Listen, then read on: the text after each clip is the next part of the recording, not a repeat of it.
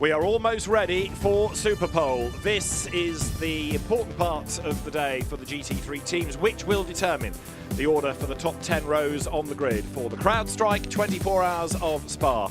Yesterday we had the four-part qualifying. It was the average of either the 3 or the 4 drivers that determined the times, but the weather affected things hugely with rain across the course of the evening. And what that actually meant was that because the first session was the only one really that was in any sense dry, the 3 driver cars, those out of Pro, had a largely wet evening. Now, some of them have gone through, but it's a real mix of bronze, of golds, of silvers, of Pro-Ams and Pros. It's a really jumbled top 20. Now, the way tonight works is that the cars will go in the reverse order of the times yesterday. It doesn't have to be the quickest driver of yesterday. It can be a separate driver nominated for this session. They will get an out lap, 2 flying laps and an in lap. They have to be out within 10 seconds either side of their allotted time, and you take your quicker of the 2 lap times to determine the grid. Now you can argue 24 hours of racing, does it matter where you start? Well, of course, yes, it does, because if you end up in the body of the field, you never know what you're letting yourself in for on the first lap. That is the car that was fastest yesterday. Klaus Bachler, believe it or not, number 911, is a bronze class car, because Alex Malikian, one of the drivers, is a bronze graded driver. But Klaus Bachler is incredibly quick. He's been a real Porsche expert for many, many seasons. And so he potentially will be fastest at the end of this. David Addison and John Watson are trackside, and this is the Spa circuit. 21 turns, all of that elevation. You've got the tight Lassour's hairpin, you've got some really nice fast sections, and it remains, John Watson, a great challenge for man and machine. This, though, is going to be fantastic, because on a clear road, you're going to see the bravest of the brave. Well, first of all, we've got a 20-car lineup for the shootout. Nobody anticipated it. No, it's a mix and match of the 70 competitors here this weekend, and those that ran in Q1 were the ones that got the biggest benefit out of it. And I mean, if we had sat down and drawn up a list of the 20 cars that are going to get through the Superpole, probably we might have got about half of them at best. The other half, arguably, wouldn't have been quick enough. But because of the circumstances that we had to face last night, and Q4 in particular, and when some people in Q4 had done a stunning lap, got to the final chicane, red flag came out, they couldn't complete that lap. So we've got a very interesting top 20 shootout, probably the most interesting I can remember in many a year. Absolutely. It is interesting not only in terms of the cars. For example, you've got bronze, bronze, silver, pro, silver, pro-am, pro, bronze, gold, bronze, gold, bronze. And that's in the reverse order. But it gives you an idea of just the variation there. One Pro-Am car, which Dennis Lind will drive for Barwell, 5, which is going to be 4, fantastic 3, to see, because 2, Dennis, we know, he's quick. 1, pit exit green. And that voice that you've just heard is Alain Ardon, who is the race director. Now, the pit exit is green. That means that the session is live. The first driver to go will be Earl Bamber, aboard number 23 Porsche, the Grove family car. It is Stephen and Brenton Grove, Earl Bamber, and supercar star Anton de Pasquale. And each of the cars is given an allotted time. So Earl Bamber needs to be out of the pit lane at 15:37, which is about a minute and a half away. Fans in the grandstands looking forward to this. And as we say, Earl Bamber's car runs in the bronze class because of the categorisation of Stephen and Brenton Grove. The good news for the teams is that it is bone dry, as you see Dennis Lind getting set to get on board the Barwell Lamborghini. But Earl Bamber, somebody that has won the Nürburgring 24 Hours this year. He has won the 24 Hours of Le Mans. He's been a Carrera Cup champion, World Endurance champion, very accomplished driver. He will go first. It's almost wrong to think of him in terms of a bronze car. I know it's not his grading, but there he is in the bronze class. Absolutely not. There's no way Earl Bamber would qualify for bronze. But as you point out, David, he's in a car which is in that category. So he is the pro driver in effect. And he will have the opportunity to go out. Now, he starts 20th of the 20 cars. He may end up being quickest overall. We don't know, because we know what Earl Bamber is capable of. We know Porsche has been very competitive here this weekend. We've got 20th is Earl Bamber in a Porsche. We've got quickest from last night is Klaus Bachler in a Porsche. So will Porsche sort of bookend the rest of the field? Or are we going to see some surprises at the front? We've got Lamborghinis, McLarens, Ferraris, BMWs, and all the way, and Audi's, don't forget the Audi. It's having another year here at Spa. So there is Albamba down the pit lane then, and the Porsche with the kangaroo on the side of it. The Groves have been stalwart racers with SRO in not just IGTC, but we've seen them at the FIA Motorsport Games. And Albamba then for Stephen Grove's team accelerates away then. So this gives him an opportunity on his sighting lap to get some warmth into the tyre. The other teams sit and prepare themselves. Number 9 there is the Aurelien Panis Boots and VDS Audi. That comes out of the Gold Cup. Aurelien Panis, Olivier Panis' son, will go a little bit later on. It's going to be one at a time, so we'll focus on the cars. Quite often we see them go quicker on their first lap rather than the second, but we'll see whether that pattern continues tonight. Lucas Legeret there for the Contiu team, and he is going to be the 5th driver out, 15th yesterday. Remember also, these drivers have not been on a dry racetrack since the pre-qualifying session yesterday afternoon. So the racetrack has been washed. I mean, all what might have been laid down, the racing line, the racing rubber put down on the racetrack through whatever running took place through through Thursday today into Friday. It's a whole new world for these 20 drivers and cars. It is. Arjun Maini is going to be the next one to go as Albamba comes through Pouhon, gives us a chance to talk about the circuit. And you were saying yesterday, John, that's your favourite bit of it. Yeah, I think Pouhon's the big challenge. It's a double left-hand corner, sometimes called the double curb. It's a downhill corner, slightly off camber midway through it. You can let the car run wide, and then you try to make it, it's a 2 apex corner, but you try and make it one constant sweep. Key is not to run wide on the exit, potentially face track limits violation. But it is, I think, because the way of evolution, or even of GT3 cars, these cars have got so much grip, the aero on the car, the mechanical and leverage advantage they've got. So Pouhon to me is probably the biggest challenge now of all the corners around the circuit. So they're down the pit lane. The next one to go, Fabrizio Crestani, who was the fastest in the majority of Q1, which was the dry bit.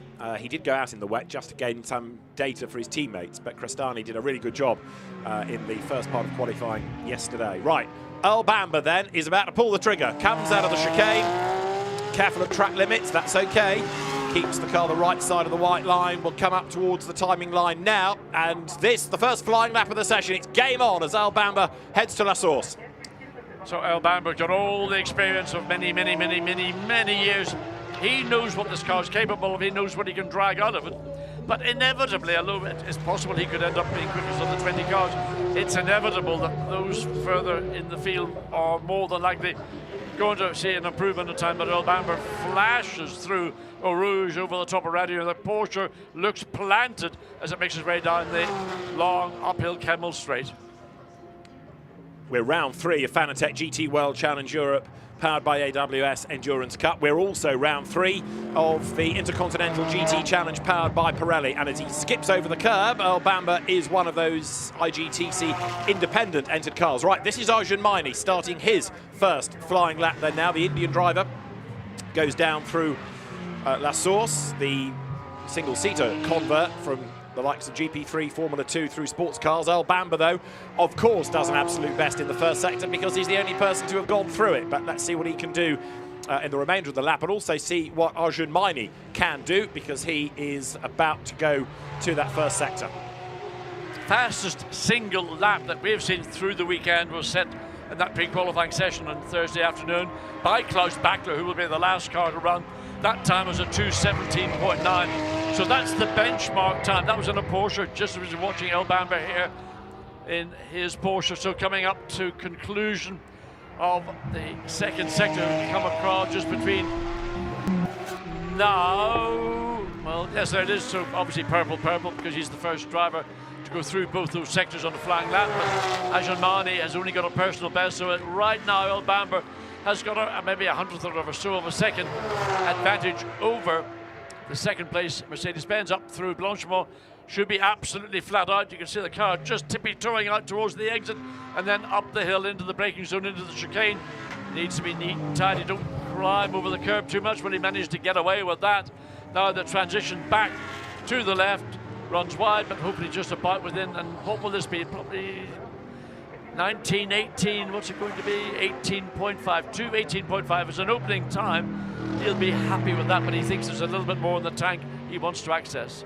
2:18.504 then for Earl Bamber, and then it is Arjun Maini who is going to take the battle to him. So he is slightly quicker in that middle sector. Fabrizio Crestani is on track as well and going quicker still. So remember, it is your quicker of the 2 laps that counts. Arjun Maini then comes now in the Hout Racing Team Mercedes. This car, another of the bronzes, up from Blanchimont now towards the chicane. So 22 thousandths better in the middle sector than anybody being Earl Bamber. He goes right, he goes left. That chicane slightly uphill. Careful not to go too far over the white line. He's absolutely inch perfect. It's a 2:18.504 to beat for Arjun Maini, and he does go quicker. He does a 2:18 as he comes across the line. 4.66, 2:18.466 for Arjun Maini. But Cristani in the Lamborghini looks as if he might be the driver who's going to improve on the times of Maini and Earl Bamber, because he was clearly by over almost 2/10 of a second up in Sector 1. Coming up to the conclusion of Sector 2, and there's going to be green, there's going to be purple. It's purple by over 3/10 of a second, so it looks like Cristani has got the pace in the middle part of the sector. That's the more technical, let's call it mechanical part of the racetrack here up the hill.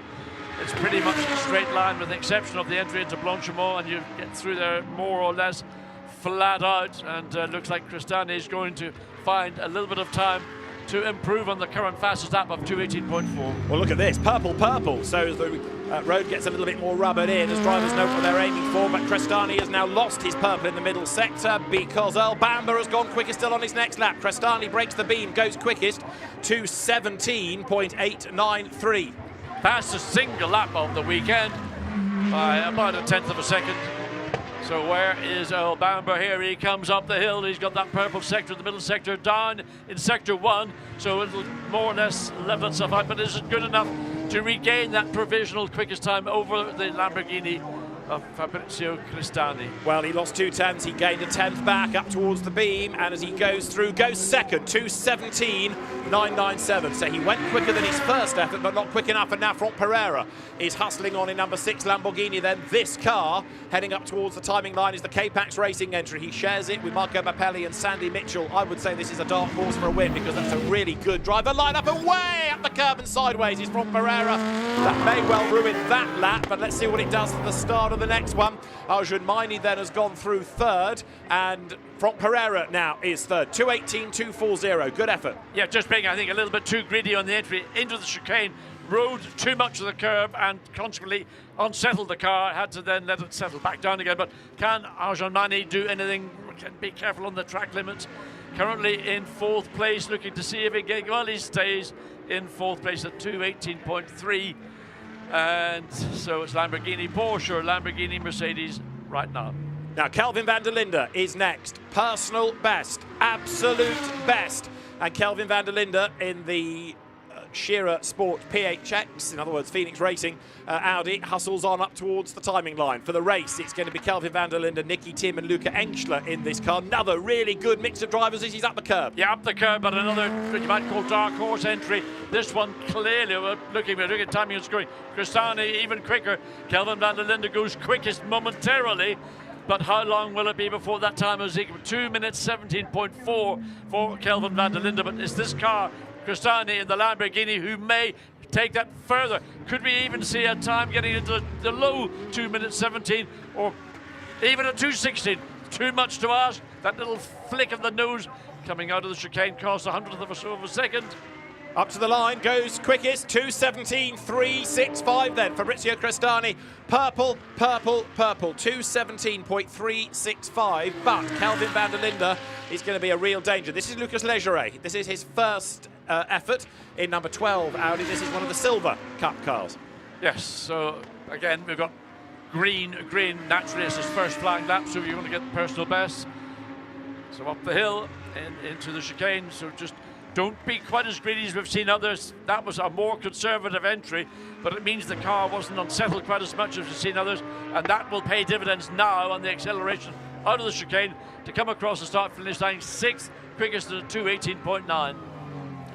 Now, Franck Pereira is the next one. Lucas Legeret's time, as John says, puts him 6th, 2:18.987. Pereira then, green and green, no purples. Has he built it together well enough? Up to the line, 2:17.243 is the quickest.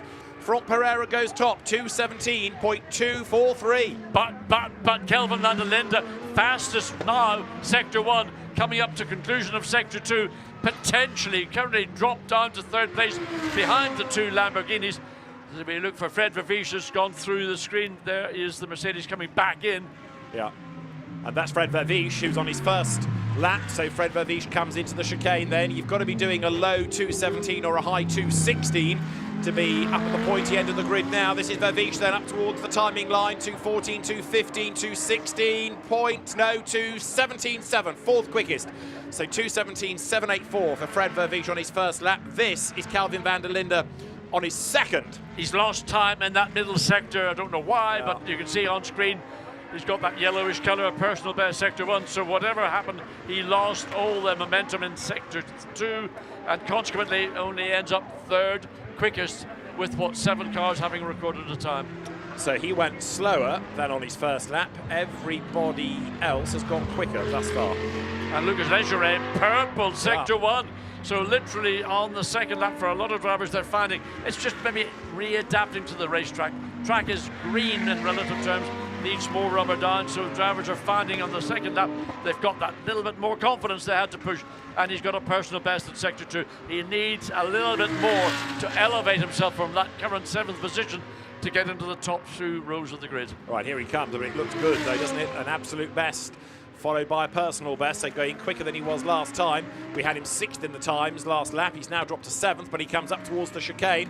Still looking for anything in the 2:16s then. This car that will be shared by Finlay Hutchison, Sam de Jong and Loris Hezemans come the race, accelerates out of the chicane now. Lucas Legere up towards the timing line. 14, 15, 16, breaks the beam on a 2:17.624, and that puts him 4th. Yeah, that's good effort indeed for that car. So watch and see now, Eliseo Rivera in the Ferrari 296, the latest incarnation from Maranello. That purple middle sector, personal best in Sector 1, and just eases the car in, runs. Well, he kept 2 wheels on the black stuff, the other 2 were off track, but did that. Has he lost momentum or not? Does he take too much curb? No, he doesn't, but he gets the car rotated to turn left. I reckon this is going to be good because he's already done, look, a very good absolute best in the middle, and no, not as good as expected. 2:17.787. Vervies is coming up towards the line as well.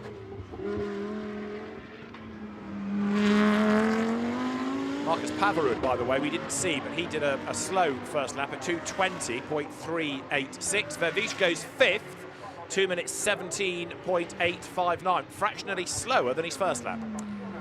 So we've got 2 Lamborghinis presently first and second quickest, then 3 Audis, 3rd, 4th and 5th, then the first of the Ferraris. Rivera's time in that middle sector indicated that he could continue that momentum. Somewhere in the 3rd sector it fell away. Absolutely right. Dennis Lind is on track. Ricardo Feller, Robert Renard, Mario Engel all on their start-up laps. This is Marcus Pavarud's second lap. Dennis Lind then is here, coming up towards the chicane. We are a tad biased in the booth because we both think Dennis Lind is a bit of a star. He's a great character. He is a very, very good race driver. He's made a real name for himself in Lamborghinis, although he's been a star in Audis this year in the Nürburgring. 24 hours, he comes up towards the timing line. That's not going to be dynamite. That's a 2:20.818, but there's more to come. So we'll go back to Pavarud as he comes up to conclude his second flying lap. You can see where the car hits the brake, the nose just dips down. Good entry, didn't run too much of the curb, got the car again. This rotation from turning right, you've got to make a quick turn to the left and not unstabilize the car. So whether he can improve from 9th or stays 9th, looks like it's what's going on here. Oh, that was a bit clumsy. 2 cars getting together, they should have had enough space between them. Well, this is Ricardo Feller, isn't it, who ought to be quick, the former ADAC GT Masters champion, the German GT Championship. Alessio Rivera, though, look, going purple by 6/10 in that middle sector. Again, he was quickest, and 6/10 is a bunch of time. Absolutely. The Ferrari is doing something really, really well in the middle sector. I mean, personal best in the first sector is happy enough with that, but can he now put it all together, get 3 sectors with either 2 purples and 1 green or 2 greens and 1 purple?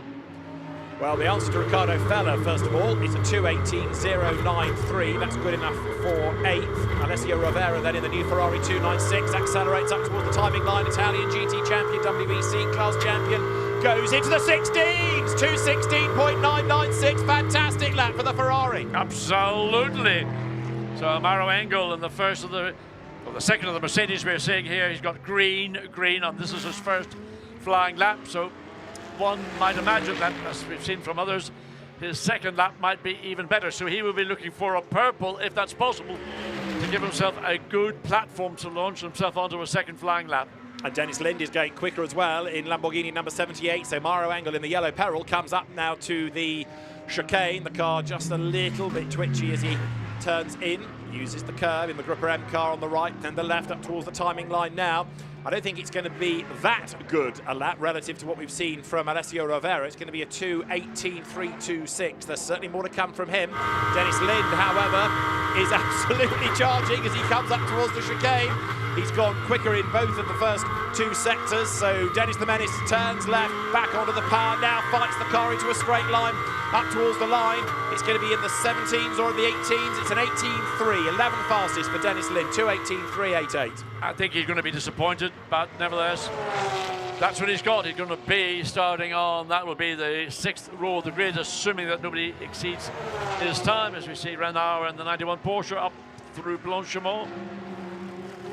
Well, if anybody knows how to make a Porsche go well, it is Robert Renauer. He specialises in Porsches and he's a regular in this event. Up to the chicane he comes. Yeah, but that was very, very wide on the exit of Blanchimont. Whether he had all four wheels off the track or not, certainly that'll be looked at, but we've got green, personal best, first two sectors, and comes across and gets 6th quickest time.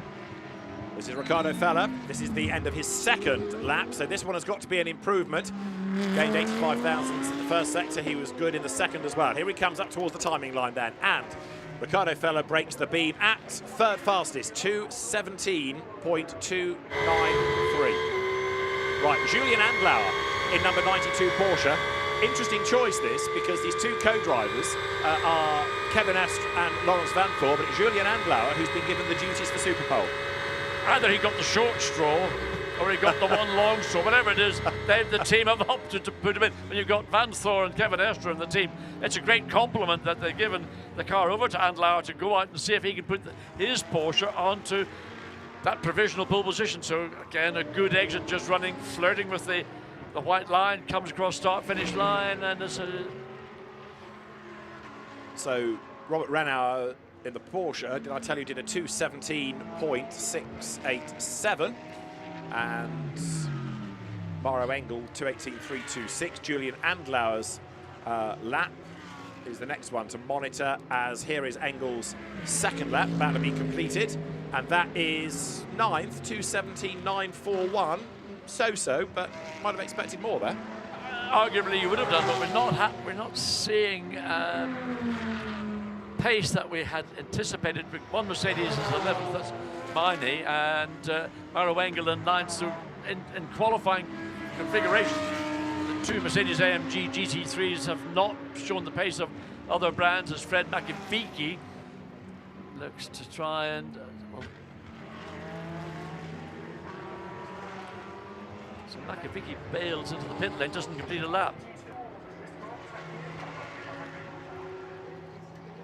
McAfee ends up overall 5th quickest in the Porsche, as we watch Robert Renauer in his Porsche coming through the chicane. Oh, again, just the back end, you can sense is just wanting to rotate, and he's having to balance that on the steering and on the throttle. Comes across the line. Slightly slower, yes. 2:17.835. Bas Leinders looks on from the pit box, monitoring his car. And let's see then what we have to come. Now, this is a crucial lap. Julian Andlauer is on his second lap, but his first lap time was taken away for exceeding track limits. So he's got one shot and one shot only. Did we spot it or did we miss it? But whatever it was anyway, whatever the lap time he achieved, it has been deleted because just too much of the off-track part of the racetrack was being used. So now he's got personal best sector 1 and sector 2. He needs another green or purple sector to consolidate, but might be a disappointing shootout for Julian Andlauer. Right, here he comes then. Also, Robert Renauer had his first lap time taken off him, so that 2:18 that he did at the, 2:17.8 at the end was slower, but the only one he can count. Andlauer up towards the line, 10th fastest, 2:17.791. Thought that would have been better. Now, this is the Iron Dames Lamborghini. Dorian Pan at the wheel of it, and this, of course, the winning team driver combination in a Ferrari last year of the Gold Cup. And Dorian Pan, who made her Lamborghini Super Trofeo debut at the World Finals, qualified on the front row for one of the races. Very, very quick driver indeed. This looks pretty decent. Looks very good indeed. I mean, the pace of the car all the way through that middle sector coming out of Blanchimont, the car looks comfortable to drive, but with a little bit, with enough of an edge to know that it's not a lazy car, it's a quick-looking car. Well, this is going to be the first of the 2 lap times, and as Dorian Pan breaks the beam, Fred Makovici is the other one out on track. 12 for Dorian, 2:17.852. This is Porsche factory driver Fred Makovici up towards the end of the lap in the Hexis liveried car, winner of the Nürburgring 24 hours. He's not won this one, and he might be a class winner this weekend, and goes 5th fastest, 2:18.551. A bit slower than his first lap, in fact. Yeah, he's maintained the position from the first one, so Carulli, waiting to see where he is. Got personal best in Sector 1. There is Matteo Carulli. So a lot of Porsches made it through in one form or another into the shootout, but again, down at the bottom, down at campus, coming through Paul Francoeur, you've got to be so careful at watching just the way the back of the car momentarily flicked.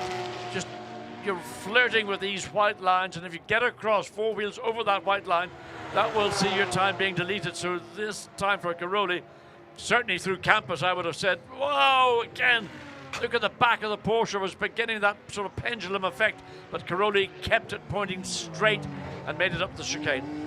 So in the French tricolor colours, up towards the line it comes then. Matteo Carulli sharing with Antares out, Tim Heinemann and Janis Fitje, breaks the beam, and a 2:16.880, the best lap of the session, fantastic.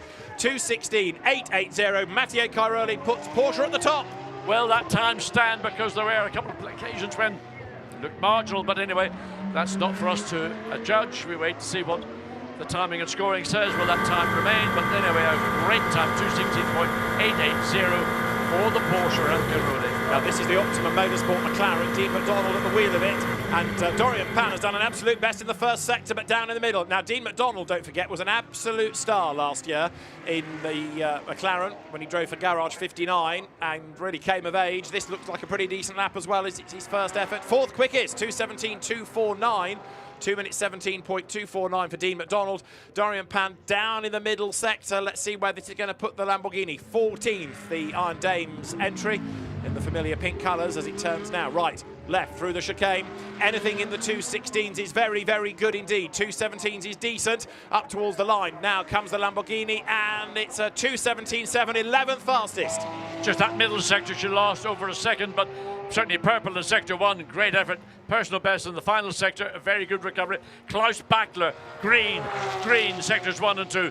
This is the car that was ended up the last car to run of the 20 that we're going to see. So what can Bachler do? Can he claw back that provisional pole and make it a pole for the 24 hours here tomorrow, or will he have to defer to the fellow Porsche Matteo Carulli? Well, Klaus Bachler is another very accomplished Porsche racer. He comes out of the chicane. This is going to be the end of his first flying lap.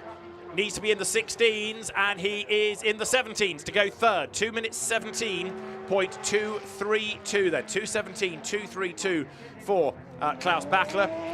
Race winner in the Fanatec GT Endurance Cup in Europe. Alessio Rovera looks on then. He's down a second in the times, and this is the man that is the fastest. This is Matteo Carulli on this lap. Personal best Sector 1, but slightly down in Sector 2. He has the top time at a 2:16.880. Turns the Porsche to the pits. Doesn't even do the second lap. No, but he was 2 seconds down on the time that Carulli had set in a similar car, so he knew that he had lost so much time in Sector 2. Just not worth bothering. Keep that set of tyres. But look, just watch the way Dean McDonald's hustling. Yeah, and I see he was, again, better in the first sector, but lost a bit of time in the second. So it's not just being quick, it's being quick everywhere and piecing it all together. And, of course, avoiding the track limit dramas. 2 drivers have had times taken away, both in Porsches. And Dean McDonald then now comes down towards the chicane. so turns through the right and the left-handers. He's done his first lap. He has now got to try to beat a 2:16.880. Up towards the timing line comes Dean McDonald, and 2:17.249 was his best. That was a 2:17.733, so not quite as quick. 2:17.733. This is Klaus Bachler, last man. Yes, currently third of the 20, and this is his last chance to try and elevate himself from third up into that pole position. And comes through the exit of Pujon, then the short sprint down to the Fagnes, that right, then you switch back. Oh, maybe I'm just down at campus. Yeah. So he's come through Fagnes, up into Paul Freycoub. Slower in the first sector than he was in his previous lap, slower in the second, and he's off the racetrack to boot. So Klaus Bachler's lap has gone, and he's absolutely now assured that he won't go any quicker. And there's no point even finishing the lap, with all due deference to him, because the tyres are going to be dirty. He won't go any faster, so he might as well bail. But Klaus Bachler pushing on, coming through the Cours Paul Frey, ran out of road, went onto the escape road, and he's still using the escape road there as he comes towards the pit lane. So Klaus Bachler's lap is done. Not the dramatic ending that we wanted to Superpole, but what it confirms is Matteo Cairoli to be the fastest on a 2:16.880. It is Porsche, Ferrari, Porsche, Lamborghini, McLaren, Audi in the top 6. And it goes to show, I think we said this at the start of the broadcast, John, the level, the commitment that all the drivers are putting in. Here you've got one of GT Racing's top Porsche drivers, just ever so slightly the wrong side of the edge. Disaster on that lap. Well, I mean, listen, we're getting down to the lap times in the 2:16s. I mean, there's not very much left. I mean, individual comes down to the driver. The cars are virtually identical other than the personal preferences. So Klaus Bachler threw everything at it in that middle sector, and it all went wrong, round wide, and once it went wrong, then that was it all over. I mean, the thing I found strange was he did run off track on the run out of Paul Freycoub, and then he ran wide coming out of Blanchimont. I don't know why he would have chosen to do so, but anyway, that was his situation, and he ends up in third position on the second row of the grid. So let's have a look at the times and say complimenti Matteo Cairoli, because the Italian driver is the fastest. So Alessio Rovera second, the margin 0.116 of a second. Third quickest Klaus Bachler, with Franck Pereira fourth, and then Dean McDonald in fifth. Sixth fastest was Riccardo Feller, ahead of Fabrizio Crestani, and eighth was Fred Makovici. Ninth quickest Calvin van der Linde, and 10th was Aurelien Panis. 11th fastest we had Lucas Legeret, ahead of Dorian Pam. Then it was Fred Verviche 13th, Julien Andlauer 14th, Robert Renard was 15th quickest. All of those top 15 covered by less than a second. 16th was Mauro Engel, ahead of Earl Bamber, then Arjun Maini, Dennis Lind ending up 19th, and Marcus Pavarud at the bottom of the 20 from Superpole. Well, it's always dramatic, and very much so this year, but with that real mix of cars from different classes, it's ended up with the car of Matteo Cairoli fastest, and that is a bronze class car. Well, Huber Motorsport must be delighted. Let's hear from the team. They are with Amanda Busick. And you could hear the cheers and applause all the way up pit lane here on the endurance side, and you guys grabbed the pole and you simply said, this is unbelievable. Describe the emotion for this team. Yeah, it's really unbelievable. I'm so proud for the whole team. The guys are working so hard the last month, and especially the preparation for the 24-hour race was really unbelievable strong, and yeah, thanks to all of my guys and all the drivers, and Matteo is a machine. Congratulations. Thank you so much. So well done to the Huber Motorsport team. Came here, of course, looking for a bronze class win, but the way that car has now qualified, and this regulation this year that we'll explain more of in the race, called wave buy, where if there's a safety car, cars from the classes, not the pro class, the overall class, but the subsidiary classes, they can buy back a lap. Might bring the car back into contention. Matteo Cairoli, massively accomplished Porsche racer, Carrera Cup Italy champion. He has raced in the Porsche Super Cup, as well as driving Porsches in IMSA, in European Le Mans, in the World Endurance Championship. You name it, he has raced Porsches successfully, and that was a great effort indeed. So for the moment, Spa falls silent, which is pretty rare this weekend because it's a very, very busy weekend. But yeah, it's always great to see, isn't it? One driver pushing against the clock. What I'm going to be curious about is, will the start driver in these top 20 cars be the drivers that have taken part in qualifying? because if some of those cars are running in different categories, they're not all fully pro cars. Are they going to put a bronze driver in on the front row of the grid and then have a field of pro drivers fighting to find their way through as quickly as possible to get to the front of the field to do what they felt would have been their inherent right, and that was to be at the front from the very beginning? Now, a really good effort was from Dorian Pam, because she finished 12th fastest in the Lamborghini. And Dorian is with Gemma Scott. Dorian, you've qualified in P12. Are you happy with that? Yeah, I'm quite happy. I mean, I think it could have done better, but no, we are happy. Top 20 and P12 to start a 24-hour race. It's very nice. We work well since the beginning of the weekend with the team, so we can be proud of that. And yeah, I'm happy about the quali in general. It was quite good. Purple sector 1 and just the sector 2 to improve a bit more, but sector 3 was fine. So yeah, positive, and looking forward for the race. We have a good lineup, so we will fight for 24 hours. Fight for the repetition of last year. Exactly. Thank you very much, Dorian. Have a great weekend. So for the Iron Lynx, Iron Dames team, switch of manufacturer this year, but still looking very, very strong. Don't forget, this is another of the cars that will run this year in the Pro-Am class, and looking very, very strong indeed is the Iron Dames entry. Now, Aurelian Panis also had a good session. 10th fastest in the Boots and VDS Audi. Aurelian Panis with Gem. Aurelian, it's been such an interesting start to the weekend. After quali yesterday, the Superpole there, you've qualified in P10. That's a great place, considering we've got 71 cars in this grid. Yeah, for sure. I'm just really happy. The team did a great job since the beginning of the weekend. We are P10, P2 in gold, so let's go for the race now. What's that start going to be like? Tell me a little bit about how you're predicting that to be. We don't know, to be honest. At the end, yeah, tomorrow will be important. It's really good to start in a good pack. In the top 10 is good to not have issue at the start. No. And after we will see. But I think we have a really good lineup, a really good team. So we will fight for the victory in gold, I hope. Bon courage. Merci beaucoup. Thank you. So Aurelian Panis then looks forward to the race.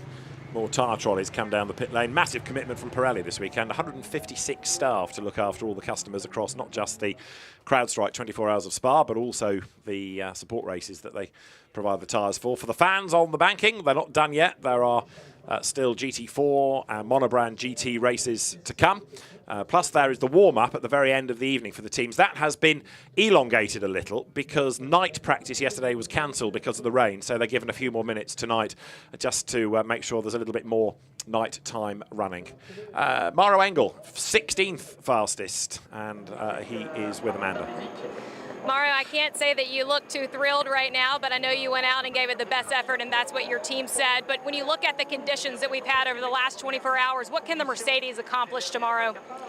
Yeah, we knew coming here that it wouldn't be easy, that the circumstances are tough. Tried to put the best possible, cleanest lap together. Obviously, we're a bit far away, but you know, we'll try and see whatever we can do to put the best car out there for the race. And obviously, it's a long race. Anything can happen here, so we'll definitely fight. Well, Maro Engel is a fighter, no question about that. One to watch when we go racing tomorrow. Okay, 16th on the grid, 8th row. He'll make places in that first hour, one would have thought. Absolutely, and look, it's a 24-hour race. An awful lot's going to take place. Weather is obviously a factor normally at Spa. The weather forecast I've been looking at indicates there might be rain on Saturday. Sunday looks to be dry. But it's the first 12 hours of this race that sets up the platform for that final run into Sunday afternoon. So 16th for Maro Engel. Let's quickly go back to the pit lane, rejoin Gemma. Robert, that's got to feel good. It felt really good, to be honest. I'm very pleased and surprised. I think we did a very good job. Was a little bit from pole, just 1/10, but I'm happy it's a front row for tomorrow. Generally, the car improved a lot because in the free practice we struggled a little bit with the pace. Then yesterday in the qualifying was very tricky with rain. I think we did the best we could. We managed to get in the top 20, and Ale did an amazing job now in the quali to put the car in the front row. Now the full focus is for tomorrow because the most important is the race. So hopefully everything is going to go well there. And keeping it clean for the start, of course. Of course. I mean, in the start, it's just to be patient, calm, and there is 24 hours. I hope we're going to be quick in the race. That's very important to have a very good pace. And yeah, just arrive until the end, and hopefully with a win or with a podium. We've already seen Ferrari win one 24-hour race this year at Le Mans. It would be epic to get another one here. Of course, and especially I want to win because I never won a 24-hour race, so I really want it. It's like a dream come true. So we're going to push the best we can, and hopefully we're going to get it tomorrow. Who's taking the start tomorrow? This is a secret for now. We'll find out tomorrow then. We'll find out. Thanks a lot, Robert. Robert Schwarzman, the 2019 FIA Formula 3 champion, and he is part of that crew with Alessio Rovera and Nicholas Nielsen. In fairness to Ferrari, they've won 2 24-hour races because they've won Le Mans, yes. They also won the Nürburgring 24 hours. The last time a manufacturer did the 3 was 2014 when Audi won all 3 of the races. Right, let's go back to Amanda. She's in the endurance pit. Who have you got, Amanda? Well, that last flyer that caused Bachler was on the engineer. Thanks that he had it in him. They will start on the second roll tomorrow. And Joel, when you just look at the adventure that you guys have been on the last 24 hours, how dream-worthy is this weekend so far? So far it's looking pretty good. I hope just the race is also going to be that good. But yeah, we'll see. I'm quite excited. P3 is a good starting position, obviously. And I just hope we can continue in the race like this. Team said the Porsche is okay as well. So Joel Sturm, who is one of the GT4 graduates, moving into GT3 in the last couple of years, but very rapid, and it's going to be Klaus Bachler, Joel Sturm, Marco Seefried and Alex Malikian sharing 911, and again, it's going to be a very competitive car indeed. Right, the grid is set, barring anything lurking in the system in the steward's room. Mathieu Cairoli is the king of Superpole at the end of the session.